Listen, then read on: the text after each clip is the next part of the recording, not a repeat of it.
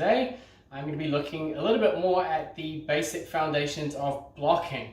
Blocking obviously is something that's very important, not just in matches, but also in practice. And I think it's a skill that's overlooked in practice too much. If you want to practice in better training groups and with better partners, it's very important to be able to provide a high level of practice for your partners. And I think blocking is one of the skills that is pivotal, that you really need, and it can make the difference between whether people want to practice with you or not.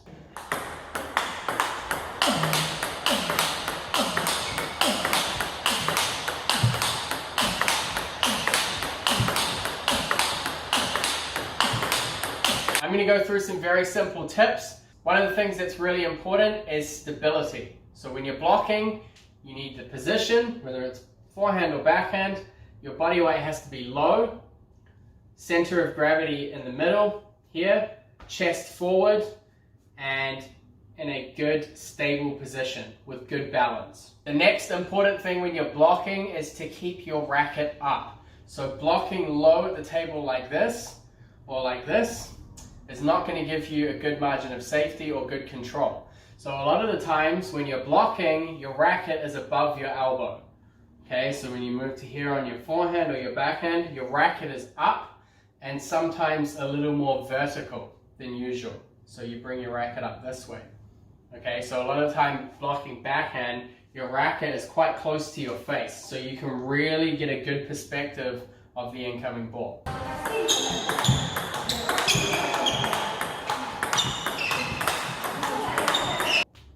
Another very important part of blocking is not to do too much. So you have to use the speed or the spin on the incoming ball as part of your block. It's very hard to control heavy spin or high speed. And if you do too much or you try and hit through the ball too much, you're not going to have that control that you need. So the block is very much quite a subtle and very small action. Of course, you can later add more to those subtle actions. You can add small bits of topspin or maybe side spin deviations, but for the purpose of these basic foundations, the idea is that we do very little. We're just trying to control the ball.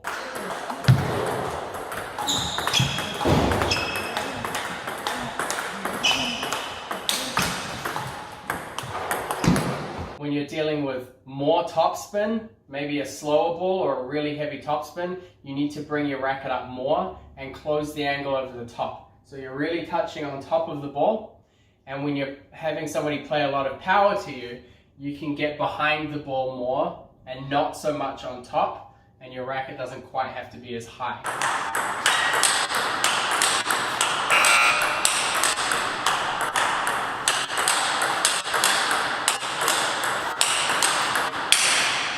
Once you've practiced the basic forehand and backhand block, you need to start working on blocking transitions and just working on transitioning, lining up the ball relative to my body, making sure I keep my racket in front, especially on my forehand.